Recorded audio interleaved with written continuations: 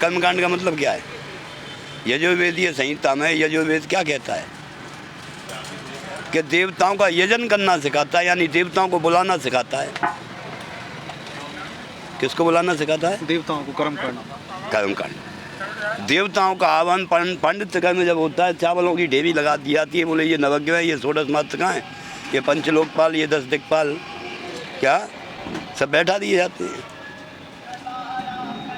तो मंत्रों से आह्वान किया जाता है। तो देवताओं को आह्वान करने की, बुलाने की जो विद्या है वो कर्मकांड है। कर्मकांड के बिना देवता नहीं आते। तो उन देवताओं को बुलाने की जो विद्या है वही भूल गए अपने लोग। देवता कृपा कैसे करेंगे? बाबा कोई भी नहीं बचा, आ जाते हैं बीजेपी पर। देखिए, हमको पार्टी पॉलिटिक्स में ना लें तो ज़्यादा अच्छा। नहीं बाबा, मैं उस चीज़ पे नहीं ले जाना चाह रहा, बस मैं ये पूछना चाह रहा हूँ कि जो हमारे साधु संत हैं उनके हिसाब से हमारी जो सनातन संस्कृति है वो बढ़ी है या घटी है? बस मैं ये पूछना चाह रहा हूँ। देखिए, अभी ना बढ़ी है ना घटी है, कुछ स्थिरता आई है।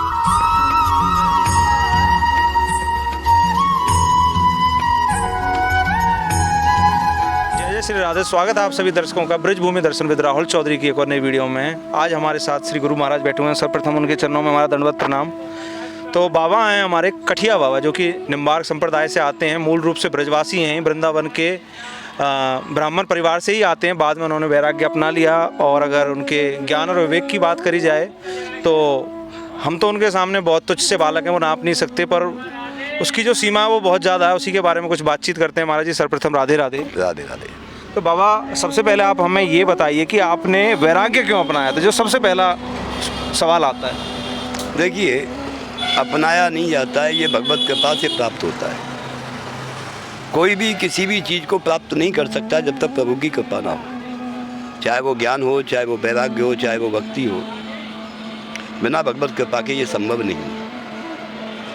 क्यों? सर्वनियंता परमात्मा है। इस संपूर्ण सृष्टि को चलाने वाले वो हैं। संपूर्ण सृष्टि नहीं, ये शरीर जो है ये परमात्मा ने सभी जीवों को, हम सभी मनुष्यों को दिया है।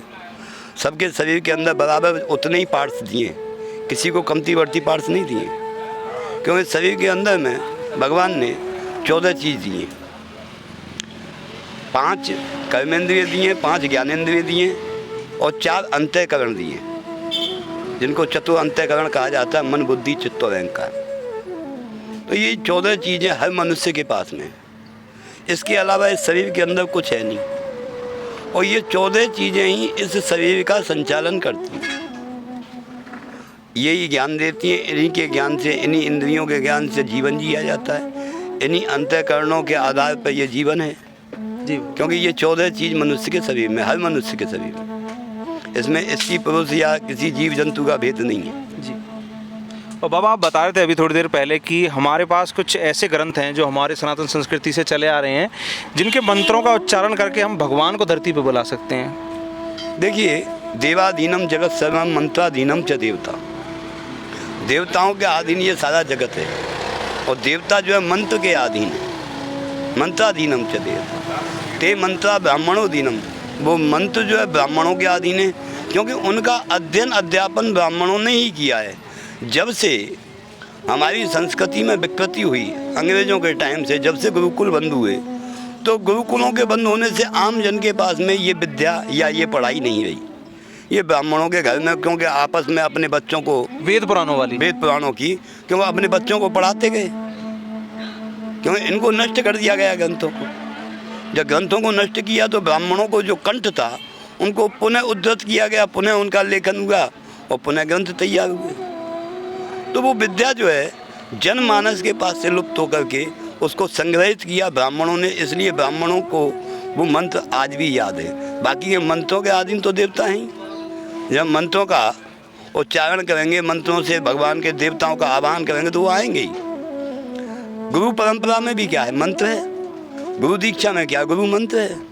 गुरु मंत्र के बिना क्या परमात्मा की उपासना हो सकती है?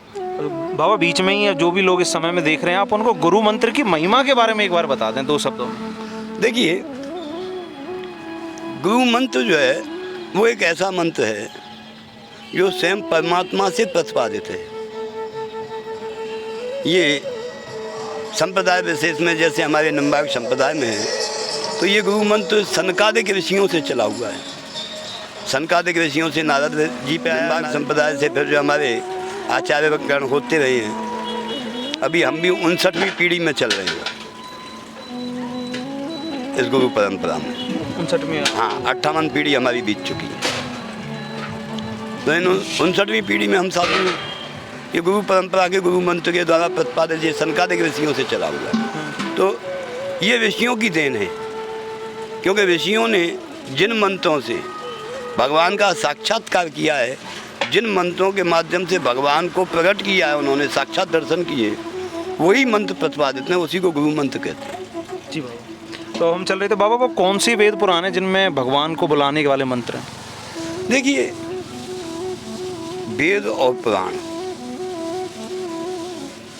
वेदों में यहाँ तक है भगवान को नेति नेति कहा है, भगवान का कोई अंत नहीं, क्योंकि भगवान के निराकार स्वरूप की उपासना वेदों में की गई, साकार की नहीं है, निराकार स्वरूप की। निराकार स्वरूप की उपासना और भगवान के जो साकार ब्रह्म के जो नाम है या ब्रह्म का जो स्वरूप है, उसका वर्णन किया गया है। ये तो भक्तों की उपासना है। भक्तों ने अपनी अपनी गुरु परंपरा के मंत्र साधना के द्वारा परमात्मा को जो प्राप्त किया है, तो वो भगवान को बुलाने का साधन भक्ति है। मंत्र तो आराधना का साधन है, भगवान को बुलाने का नहीं है। भगवान की उपासना आराधना का साधन तो मंत्र है। अच्छा। और जब अतिशय रगड़ करें जो कोई अनल प्रकट चंदन ते हुई, अधिक रगड़ कोई करता है तो चंदन से भी अग्नि उत्पन्न हो जाती है। वो जो अग्नि उत्पन्न हो जाती है, ऐसे ही परमात्मा का जब अधिक भजन किया जाए, परमात्मा से अधिक स्नेह किया जाए। रामायण में गोस्वामी तुलसीदास जी लिख रहे हैं, जाकर जेई पर सत्य सनेहु, सोते ही मिलई न कछु संदेह। जिसका जिस पर सच्चा स्नेह है, उसको वह मिलता है। ऐसे ही भगवान की उपासना में जो जैसी उपासना करता है, परमात्मा उसको दर्शन देते हैं। कई उदाहरण हैं, कई विषयों के, कई भगवत भक्तों के उदाहरण हैं। माँ काली की उपासना करने में रामकृष्ण परमहंस का उदाहरण है। हमारे गुरु परंपरा में रामदास काठिया बाबा, संतदास काठिया बाबा, उससे पहले देवदास काठिया बाबा, उनसे पहले गोपाल दास काठिया बाबा, बजरंगदास काठिया बाबा, उससे पहले इंद्रदास काठिया बाबा, उनके गुरुजी नैनादास जी, चतुर चिंतामणि नागाजी महाराज जी, जिनकी जटा सुलझाने के लिए कदम खंडी में भगवान कृष्ण आए। राधा रानी जी और कृष्ण जी स्वयं आए। स्वयं आए। सुनेरा में, सुनेरा गांव से आगे थोड़ा कदम खंडी है, उस कदम खंडी में हमारे भगवान आए हैं। बिल्कुल जटा सुलझाने के लिए। बिल्कुल आए। उन्होंने नागाजी की परंपरा में ही हम हैं साधु, उनके ही बच्चे कहलाते हैं। बाबा, कभी आपने वो अनुभव किया जो नागा बाबा ने किया था, स्वयं भगवान श्री कृष्ण जी और राधा रानी जी उनकी जटा सुलझाने के लिए आए थे? देखिए, नागाजी की जो तपस्या है, वहाँ तक हम तो अभी नहीं पहुँचे। प्रयास है, भगवान की कभी कृपा होगी तो मिलेंगे, उनकी कृपा के बिना संभव नहीं है। तो बाबा, ये सच है कि हकीकत में दर्शन होते हैं? भगवान जो है ना, भगवान के विषय में गोस्वामी तुलसीदास जी लिख रहे हैं, सोई जाने ही जाए देव जनाई, जानत तुम्हें हो जाए। भगवान को तो वही जान सकता है जिस पर भगवान कृपा करें, स्वयं अपने आप को उसके सामने प्रकट करें या जना दें कि मैं हूँ, अन्यथा ये संभव नहीं है। ये उनकी ये कृपा साध्य है, ये साधन साध्य विषय नहीं है। भगवत प्राप्ति, भगवत प्राप्ति कृपा साध्य विषय है। भगवान की कृपा होती है जब भी भगवत प्राप्ति होती है। तो वो भगवान की प्राप्ति और भगवत प्राप्ति का सुगम कोई उपाय जिसको गृहस्थ लोग कर सकें? देखिए, सुगम उपाय भगवान की नवदा भक्ति का वर्णन आता है, रामायण में भी आता है, श्रीमद् भागवत में भी आता है। श्रीमद् भागवत में श्लोक है, श्रवणम कीर्तनम विष्णु स्मरणम पाद सेवनम अर्चनम वंदनम दास्य साक्य आत्मनिवेदन।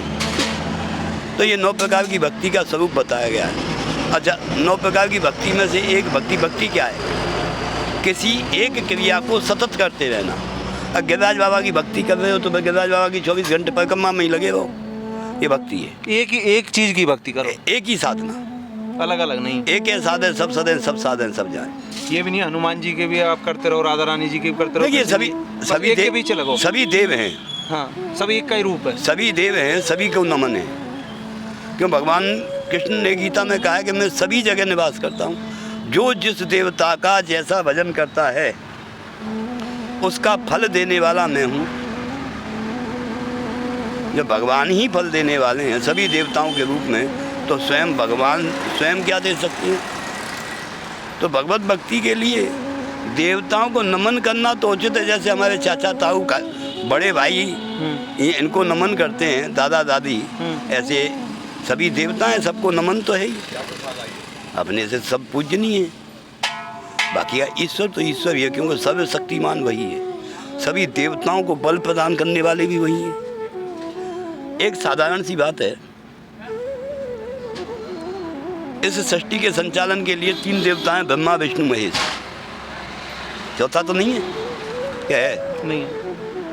लेकिन ब्रह्मा विष्णु महेश जब संचालन करने वाले हैं तो फिर रामकृष्ण की आवश्यकता क्या पड़ी धरती पर?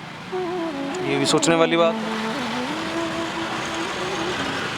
क्योंकि जब ब्रह्मा विष्णु महेश तीनों ही संचालन में विफल हुए, कहीं विपत्ति उत्पन्न हुई, कहीं समस्या उत्पन्न हुई, तो जब उन पर संभला नहीं, वो स्वयं उस कार्य को हैंडल करने में सक्षम नहीं हुए अपने आप में, तब उन्होंने उस निराकार ब्रह्म की उपासना की, उस परमात्मा को याद किया है। तो आकाशवाणी के रूप में परमात्मा ने उन देवताओं से कहा है कि तुम जाओ, अब मैं तुम्हारी व्यवस्था करता हूँ भाई, मैं अवतार लूँगा। तो उस अवतार के रूप में उस ब्रह्म ने अवतार लिया है राम और कृष्ण के रूप। अच्छा, जब व्यवस्था बिगड़ी पृथ्वी पर तो उस व्यवस्था को व्यवस्थित करने के लिए आए और चले गए। अब वर्तमान की स्थिति देख लो। कलयुग में आएंगे बाबा? अरे यार आएंगे क्यों नहीं, कलयुग में आएंगे। हमारे शास्त्र कहते हैं कल की अवतार होगा। कलयुग में आएंगे क्या, नाना प्रकार के अवतार होते ही रहते हैं। राजा के अंदर भी परमात्मा का अंश होता है। राजा जब दुष्ट हो जाता है तो राजा के अंदर राक्षस का अंश प्रकट हो जाता है, और जब राजा पूर्ण न्याय करने वाला धर्म प्रिय हो तो वो राजा के अंदर में परमात्मा का अंश होता है। ऐसा हमारे शास्त्र कहते हैं। बाबा शास्त्रों में ऐसा भी कुछ लिखा हुआ है कि ये धरती कभी नष्ट होगी या नहीं होगी, जीवन ऐसे ही चलता रहेगा? देखिए, एक समय जो है श्रीमद् भागवत में एक लेख आता है, एक ऋषि हुए थे, शायद उनका नाम याज्ञवल्क्य जी था, क्या था, तो उन्होंने भगवान से प्रार्थना की, भगवत दर्शन हुआ तो भगवान ने कहा कि कुछ मांग। उन्होंने कहा मुझको मांगना नहीं है कुछ भी, मेरी एक इच्छा है कि ये संसार की प्रलय कैसे होती है वो देखना चाहता हूँ। तो उस प्रलय के दृश्य को देखने के लिए उन्होंने जब प्रार्थना की तो भगवान ने उनको, श्रीमद् भागवत में ऐसा वर्णन है कि प्रलय का दृश्य दिखाया। उस समय संपूर्ण सृष्टि जलमग्न दिखी है, और जल के ऊपर एक बट के पत्ते के ऊपर, बट वृक्ष के पत्ते के ऊपर भगवान कृष्ण जो है शयन करते हुए दिखे। तो एक श्लोक आता है, बटस्य पत्रे पुटस् शयानम बालम मुकुंदम मनसा स्मरामि। तो बड़ के पत्ते पे अंगूठे के अग्रभाग के बराबर देह धारण करके उस पर जल के ऊपर भगवान शयन करते दिखे। और ये प्रलय का दृश्य श्रीमद् भागवत में वर्णन किया गया। तो प्रलय भी होती है भाई, श्रीमद् भागवत में लिखा है तो प्रलय भी होती है, लेकिन उस प्रलय से और समस्त जीव, जितने भी जीवधारियाँ आत्मा हैं, समस्त स्वरूप जो है भगवान के अंदर समाहित हो जाते हैं। जी बाबा। उस छोटे से रूप में जो बिल्कुल अंगूठे के अग्रभाग के मुकाबले जी, पुटस् शयानम, पुट जो है अंगूठे के अग्रभाग को कहा गया है। जी। तो बाबा बात करें, जब से 10 साल से लगभग बीजेपी का राज, 10 साल होने वाले हैं बीजेपी के राज को चलते चलते, तो इसमें हिंदुत्व या अपनी सनातन संस्कृति को कितना बढ़ावा मिला? जैसे कि अभी एक विवाद चला हुआ है कि हमारा देश इंडिया ना होकर भारत है, तो आप उसको किस तरीके से देखते हैं? देखिए, धर्म प्रिय राजा और अधर्म प्रिय राजा। अधर्म प्रिय जब राजा हुए तो उन्होंने दूसरे धर्मों का विनाश किया है। राजा वही ठीक है जो सभी धर्मों का सम्मान करे, वो अपने धर्म का प्रचार प्रसार करे। तो बाबा उन राजाओं को पाप भी मिलता होगा? देखिए, कर्म का भोग तो सबको भोगना है। चाहे आप किसी दूसरे धर्म पे भी अगर वार करें तो पाप वहाँ से भी आपको मिलेगा, क्योंकि ईश्वर तो एक है, इसमें भी भेद है बाबा। देखिए, ये विचारधाराओं का भेद है, ईश्वर का नहीं है। ईश्वर की तरफ से कोई भेद नहीं है, वो एक ही है। वो एक ही है, विचारों का भेद है। जैसे क्या रावण क्या ईश्वर की आराधना नहीं करता था? क्या बिल्कुल करते थे। कंस क्या ईश्वर की आराधना नहीं करता था? अगर उसने आराधना नहीं की, उसने तपस्या नहीं की, तो शक्ति कहाँ से प्राप्त की? शक्ति तो उसी परमात्मा से प्राप्त हुई है। जितने भी राक्षस हुए हैं उनको शक्ति देने वाला कौन है? वही परमात्मा।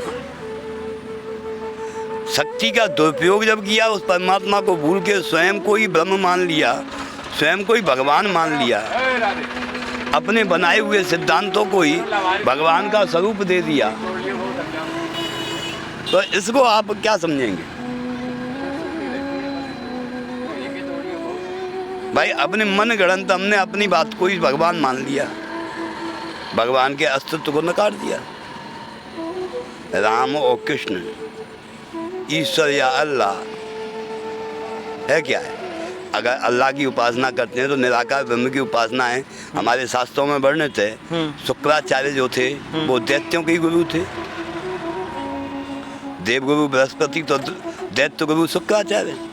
तो जब दैत्य गुरु लगे होंगे तो दैत्यों का वर्चस्व बढ़ेगा, जब देवगुरु जागृत हो जाएंगे तो देवताओं का वर्चस्व बढ़ जाता है। धर्म की जब जब हानि होती है तब तक भगवान किसी ना किसी रूप में धर्म की रक्षा के लिए तो व्यवस्था बनाते ही हैं।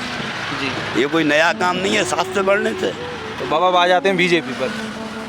देखिए हमको पार्टी पॉलिटिक्स में ना लें तो ज़्यादा अच्छा। नहीं बाबा, मैं उस चीज़ पे नहीं ले जाना चाह रहा, बस मैं ये पूछना चाह रहा हूँ कि जो हमारे साधु संत हैं उनके हिसाब से हमारी जो सनातन संस्कृति है वो बढ़ी है या घटी है? बस मैं ये पूछना चाह रहा हूँ। देखिए अभी ना बढ़ी है ना घटी है, कुछ स्थिरता आई है। अच्छा, ये कह सकते हैं? ये कह सकते हैं जी।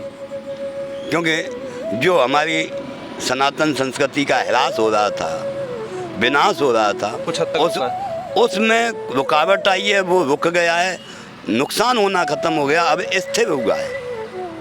अगर ये समय स्थितियाँ बनी रही कुछ समय और तो शायद हिंदू संस्कृति, सनातन संस्कृति का विकास हो। सनातन धर्म एक ऐसा धर्म है जिसमें सभी को समान माना गया है। सनातन धर्म अनादिकाल से। और बाबा सनातन संस्कृति में जो भी हमारे साधु संत या जितने भी हमारे गुरु महाराज हुए वो कैसे इसकी रीढ़ की हड्डी हैं? देखिए संस्कृति को बचाने के लिए अभी हमारे साधु भी कमजोर हैं, क्यों? संस्कृति को बचाने के लिए साधु अभी सामने नहीं आ रहे हैं। जिस तरीके से राम कृष्ण की उपासना के लिए या भगवत प्राप्ति के लिए या भगवत उपासना के लिए इनको जन जन में प्रचार प्रसार करना चाहिए, वो कर नहीं पा रहे। क्यों नहीं कर पा रहे हैं? क्योंकि संसार की स्थिति ऐसी, कलयुग है ना, कलयुग के कारण लोभ और पाखंड का ज़्यादा घर बन गया है। ये लोभ और पाखंड इसमें बाधक है। ऐश्वर्य, वैभव, मान प्रतिष्ठा, इस सब में फंस करके साधु संत भी जो है संस्कृति के लिए विशेष कार्य नहीं कर पा रहे। वो सभी को अपने अपने वैभव के लिए कार्य करने में लगे हुए। हमारा नाम हो जाए, कीर्ति की प्राप्ति हो, जो कि गलत है। सत्यता ये है, मीरा ने कीर्ति की प्राप्ति के लिए भजन नहीं किया था, प्रभु की प्राप्ति के लिए, प्रभु की प्राप्ति के लिए किया था। नरसिंह ने भगवान की प्राप्ति के लिए भजन किया था, ना कि कीर्ति प्राप्ति के लिए। मीरा ने, नरसिंह ने, ब्रज गोपियों ने, तुम्हारे सूरदास ने, कबीरदास ने, रहीमदास ने, तुलसीदास ने क्या कीर्ति की प्राप्ति के लिए किया था? भगवान की प्राप्ति। कीर्ति की प्राप्ति में विशेष ध्यान चला गया है साधु संतों का, नेताओं का। वैभव और कीर्ति, ये दो की आकांक्षा जो है यही घातक हो रही है। अगर इसका त्याग कर दिया जाए, वैभव और कीर्ति का, कीर्ति तो कर्म करने से मिलती है, वैभव तो कर्म करने से प्राप्त होता है। प्राप्त करने की कोशिश करने से नहीं होता है, वो तो कर्म करने से होता है। ठीक। और इसको वर्तमान की स्थिति ये है,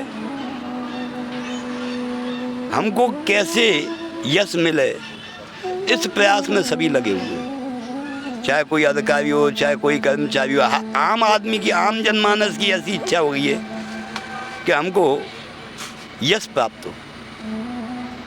ये दुर्भाग्य है। ये हमारे समाज का, हमारे देश का वर्तमान में दुर्भाग्य है, क्योंकि किसी चीज़ की इच्छा ना रखना, उसी का नाम त्याग है।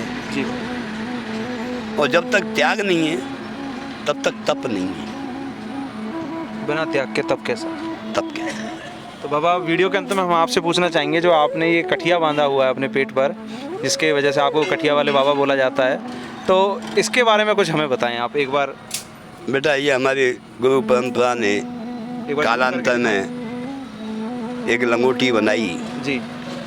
काष्ठ की। अच्छा। ये शीशम के काठ की बनाई जाती है। अच्छा बाबा। शीशम की लकड़ी की लंगोट है। जी बाबा। ये कपड़े की लंगोट नहीं जी है। बाबा। इससे एक स्वतंत्रता है, ना नहाने के समय भी ना इसको धोना है, ना निचोड़ना है, ना सुखाना है। 24 घंटे धारण करके रखना है। 24 घंटे बस नित्य कर्म के अलावा। नित्य कर्म करने के लिए भी इसको पीछे से थोड़ा लांग खुल जाती है, आराम से नित्य कर्म कर लो। बाकी क्या है, ये 24 घंटे रहती है। इससे कई फायदे भी हैं। जी बाबा। इससे साधना करने में, आसन लगाने में सुविधा होती है, क्योंकि ये आसन की परिपक्वता प्रदान करता है। हमारे अष्टांग योग में यम, नियम, आसन, प्राणायाम, प्रत्याहार, ध्यान, धारणा, समाधि, समाधि तक की स्थिति में जाने के लिए आसन की बहुत आवश्यकता है। जब आप आसन लगा के नहीं बैठ सकेंगे तो आप ध्यान और धारणा कैसे करेंगे? जी बाबा। तो आसन के लिए ये सहायक है। जी बाबा। दूसरे, ये निद्रा कम आने देती है, अच्छा बाबा। आहार कम लेने देती है, तो इससे शरीर भी स्वस्थ रहता है। कह सकते हैं कि एक लक्ष्मण रेखा कह सकते हैं आप। हाँ, एक लक्ष्मण रेखा हमारे गुरु लोगों ने बांध दी है। वो है। तप करने के लिए, भजन करने के लिए एक साधन बना दिया कि इस साधन को से तुमको लाभ मिलेगा, साधना में प्रगति होगी। जी बाबा। ऐसा एक सिद्धांत बना के गए हैं। जी बाबा, आज की इस वीडियो के लिए आपका बहुत बहुत धन्यवाद। प्रभु इच्छा है, गोवर्धन की परिक्रमा करते करते तुम लोग मिल गए। बाबा, आपके दर्शन हो गए तो बाबा ये जो है, प्रणाम आपके चरणों में। खूब आनंद करो बेटे, भगवान कृपा करे। जी बाबा। अगर आप सभी दर्शकों को हमारी ये वीडियो पसंद आए तो हमारी वीडियो को लाइक और चैनल को सब्सक्राइब करना बिल्कुल भी ना भूलें। मिलते हैं किसी ऐसी वीडियो के साथ, तब तक के लिए लेते हैं आप सभी तरह बोलते हैं जय जय श्री राधे।